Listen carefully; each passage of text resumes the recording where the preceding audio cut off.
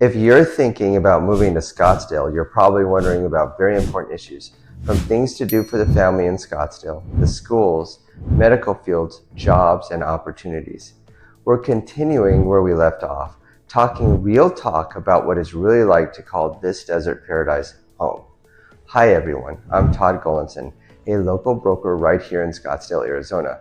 Welcome to part 2 of my deep dive into finishing the top 10 pros and cons of living in Scottsdale, AZ.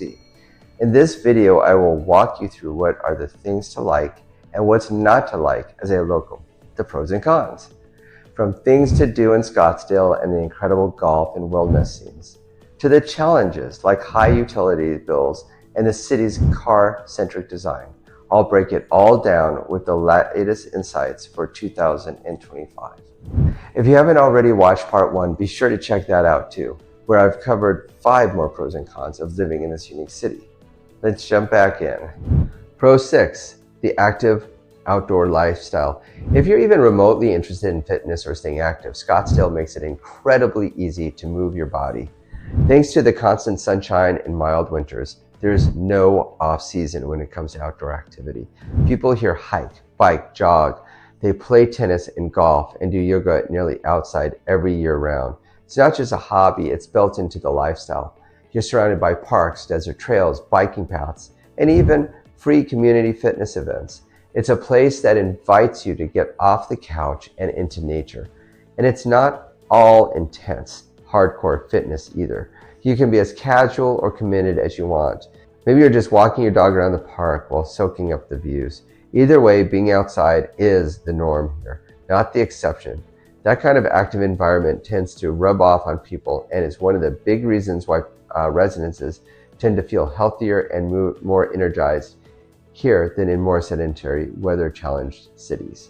Con number 6, limited public transportation. Scottsdale isn't exactly a public transit paradise. If you're coming from a city with a solid metro or subway system, you're gonna feel the difference right away. There's no light rail within the city limits. If you want that, you go to Tempe. And while there are some buses and trolleys, it's pretty limited in coverage and frequency. Basically, if you don't have a car, getting around can be a real challenge. This becomes especially problematic for seniors, students, or anyone who prefers to avoid driving. Ride-sharing apps like Uber and Lyft help bridge the gap, but relying on them all the time can get expensive fast. Scottsdale is beautiful, but if you're not behind the wheel, your mobility takes a hit. For people used to walk both cities or robust transit options, this can be a frustrating adjustment. However, if you do live in South Scottsdale, in Old Town Scottsdale, there is actually a really vibrant, livable, walkable city. You still don't have the transportation like light rail there, but it's very, very walkable. Pro number 7, rich art, culture, and events. Scottsdale has the cool contrast going on. While it's known for luxury and desert vibes, it also has a thriving cultural scene that's easy to miss if you're not paying attention. In Old Town alone, there are over 100 galleries, museums, and artisan shops. I know my mom's artwork used to be in a prime spot there.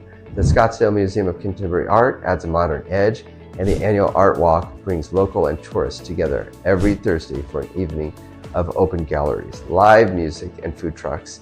It's creative, it's lively, and it gives the city depth beyond the golf and spas. Then you've got the big ticket events that bring in national and even international crowds. The Barrett-Jackson car auction, Canal Convergence, and the Scottsdale Arabian Horse Shows are just a few examples that showcase how diverse and dynamic the city really is. Whether you're into art, cars, tech, or wellness, there's always something going on that'll catch your interest. It's the under-the-radar richness that makes Scottsdale way more than just a pretty desert town. Con number 7, car-centric design. Piggyback off that last point, Scottsdale is 100% designed around the car. Everything is spread out. You might look at a map and think something is close, but it's 15-minute drive. Sidewalks exist in some areas, but overall, it's not a super pedestrian-friendly city. You'll find a few walkable pockets like Old Town, But beyond that, walking to the grocery store or biking to work isn't really the norm. I do see students, though, driving down the Greenbelt all the way down to Tempe, but it means more time behind wheels in general, the wear and tear on your car and lifestyle that's just inherently more isolated. Even simple errands can turn into multi-stop drives, and traffic, especially during tourist season, doesn't help. If you're someone who loves a dense, walkable city vibe where everything's within reach, Scottsdale may feel a little disconnected. Pro number 8, a booming local economy. Scottsdale isn't just a pretty place to live, it's a smart one. The local economy is incredibly diverse and resilient. You've got a strong tourism sector, but there's also a growing presence of tech companies, medical research facilities, and high-level corporate offices. The city has made a real push to attract innovative industries, and it's working. That means more jobs, more opportunities, and more room for professionals to grow without having to move to LA or Silicon Valley. The work-from-home revolution has also played into Scottsdale's strengths. Tons of remote workers have relocated here over the last few years, drawn by the weather, the lifestyle, and the solid internet infrastructure.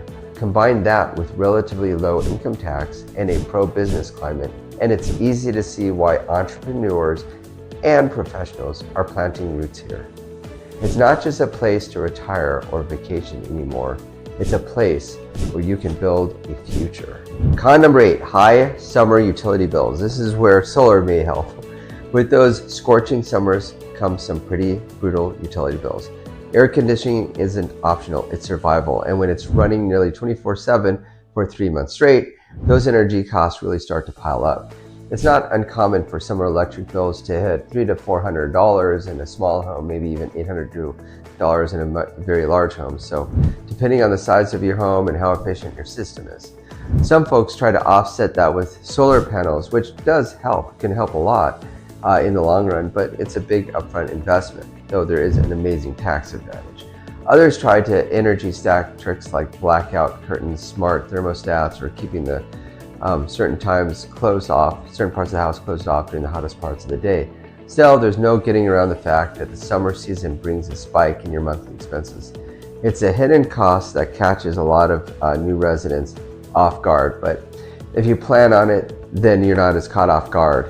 And it's a doable issue, but it is a challenge. Pro number 9, it's great for retirees and snowbirds. Scottsdale has long been a magnet for retirees, seasonal residents, and it's not hard to understand why. It offers a combination of mild winters, beautiful neighborhoods, high-end amenities, and excellent healthcare, all in a setting that feels both peaceful and vibrant. There are master plan communities specifically designed for 55-plus living, complete with golf, fitness centers, social events, and even full-time concierge services.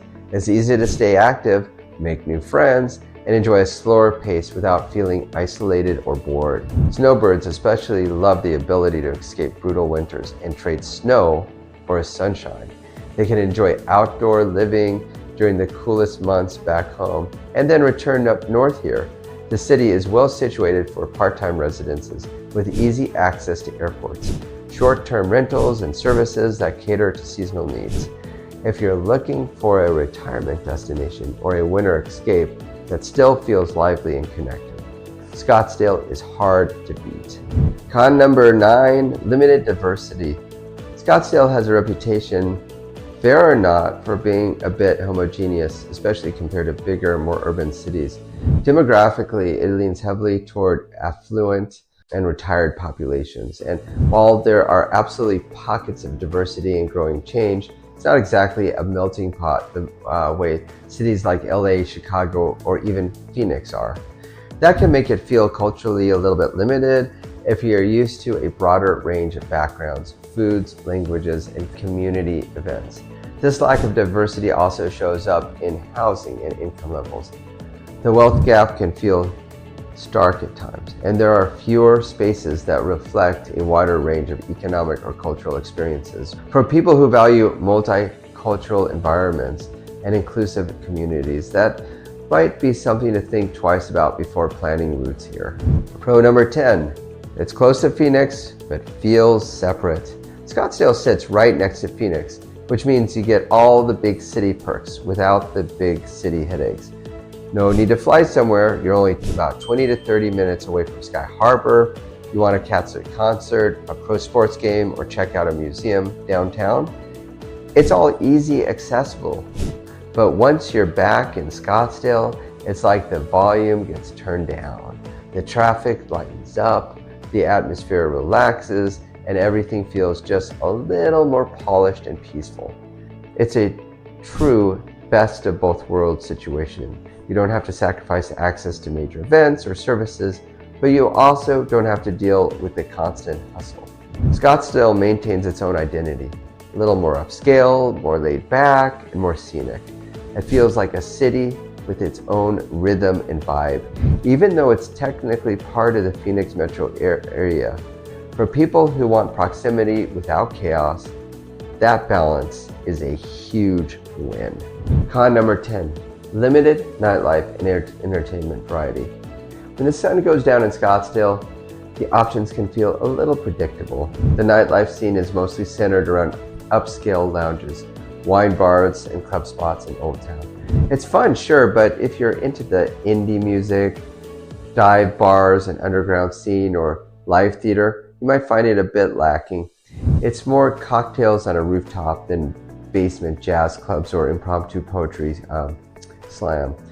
This can be especially frustrating for younger residents or creatives who used to a more eclectic after dark culture.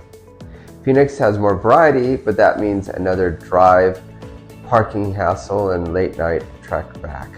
Scottsdale is more about daytime leisure than late nighttime excitement, and for some of that can feel limiting. So there you have it, Scottsdale in 2025. Is it the perfect desert paradise, or does the high price tag make it feel like a little too much for your budget?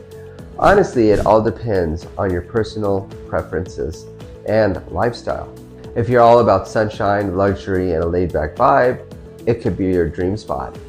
If you're looking for something a little more affordable, or a city with more variety in culture and entertainment, well, Scottsdale might not be for you. I'd love to hear your thoughts, whether you've lived in Scottsdale or are thinking about moving to Scottsdale, or have any experiences to this city to share. Drop a comment below and let's chat about it. Don't forget to hit the like button if you found this video helpful, and subscribe for more content on the best places to live in Arizona. You know the drill. I've got a lot more neighborhoods to discuss, a lot more suburbs to break down coming your way. Thanks for watching, and I'll catch you in the next one.